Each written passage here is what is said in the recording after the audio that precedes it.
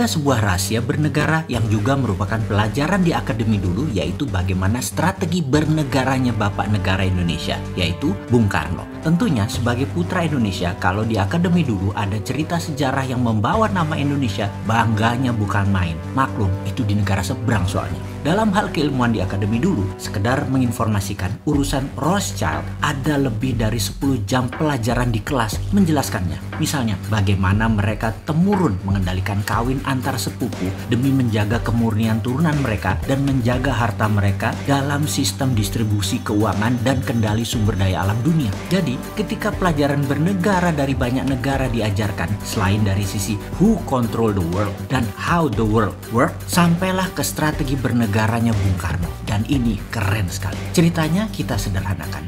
Di dalam membuat mineral 99,9%, misalnya emas, platinum, perak, itu prosesnya dari gunung, batuan atau tanah diambil, diproses tambang, dimasukkan smelter, di refining, jadilah metal murni. Metal murni dari mineral tambang. Proses membuat 1 kg emas dengan 1 ton emas ya sama saja mata rantainya. Disinilah kejeniusannya Bung Karno dimulai. Dia merasa mengapa harus menunggu mineral metal itu ada dulu baru kita manfaatkan sebagai alat jual beli metal atau alat tawar, dijadikan underlying terbitnya mata uang atau currency. Oleh Bung Karno apa yang dilakukan? Data di gunung, dihitung cost accountingnya, maka diperkirakan misalnya dengan kecepatan 10 tahun nantinya akan dapat 1000 ton emas misalnya. Maka ketimbang nunggu 1000 ton itu ada, rupiah di print saja senilai 1000 ton emas sekarang, di mana modal untuk membuat 1000 ton emas tersebut mulai dari mining proses hingga pemurnian refining katakanlah 30%-nya. Lah, gunungnya gunung sendiri ngapain dibayar? Karena itu harganya cuma 30%. Yang dibayar hanya proses tambang hingga pemurnian saja, karena itu dapatnya cuma 30%. Yang 70% uang cetak tadi untuk membangun proyek produktif. Dan proyek produktif seperti industri tidak harus di Indonesia, bisa di luar negeri. Proyek industri tadi adalah underlying lapis kedua selain emas dan hasil metal mineral tambang di Indonesia tadi. Dengan ide tadi, maka di tahun 1955 sebagai dasar undangan 50 negara hadir di Indonesia dalam konferensi Asia Afrika, dikatakan bahwa mereka atau kita bersama-sama akan membangun poros tengah negara non-blok, tidak miring ke Soviet, tidak miring ke NATO Amerika. Non-blok akan membangun kekuatan ekonomi dengan porosnya Indonesia dan akan membiayai banyak proyek industri di negara-negara non-blok. Apa yang terjadi? Benarlah hadir pemimpin revolusi dari setiap negara dalam undangan tadi. Tiongkok, India, Pakistan, Mesir, Korea Utara, Kuba, semua tokoh revolusioner semua mengharap dukungan Indonesia. Bayangkan ada Nehru, Gamal Abdul Nasser, Bhutto, Mao, dan tokoh legendaris dunia lainnya hadir di Bandung, kota kecil dari negara yang baru 10 tahun merdeka. Saat itu,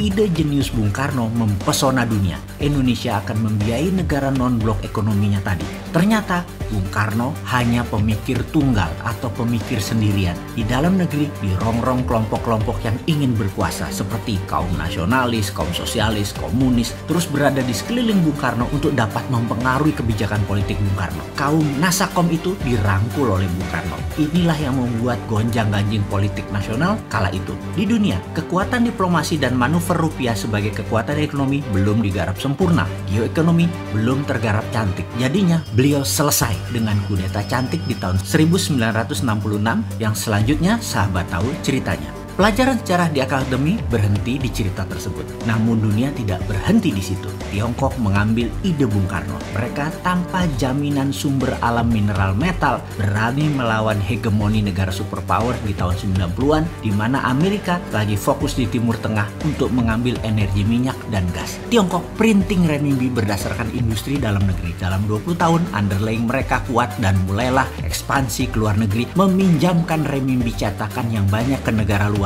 dengan nama obor, One Belt, One Road. Lebih sempurna rencana Tiongkok bukan hanya meminjamkan renminbi, tetapi juga teknologi, peralatan permesinan, tenaga kerja, semua harus dari Tiongkok. Sempurna rencana mereka jauh lebih baik daripada rencana awal Bung Karno. Ide Bung Karno jenius, tapi anak cucu dan putra bangsa nggak paham akan geopolitiknya Bung Karno. Strateginya mudah dibaca waktu itu dan mudah dipatahkan karena Bung Karno sendirian. Sekarang, mengapa kita tidak sempurnakan Bukan lagi ide Bung Karno, ide Patih Gajah Mada, ide Tiongkok dengan menggunakan sumber daya alam dan rupiah. Beranikah kita melakukannya? Sekarang kita tidak boleh terjebak obor Tiongkok lagi dan permainan hutang serta bunga IMF Amerika. Kita harus bermain cantik di antara dua kekuatan. Dengan kekuatan mineral road, kita mengingatkan jangan miring ke Amerika, jangan miring ke Tiongkok. Saat ini kita miring ke salah satu sisi. Kita tidak netral lagi. Kita bisa dilihat menyalahi amanah undang-undang sebagai negara netral, negara bebas aktif. Dan informasi ini hanya mengingatkan, gunakan lebih dari satu hati di dalam mengelola negara. Hati-hati.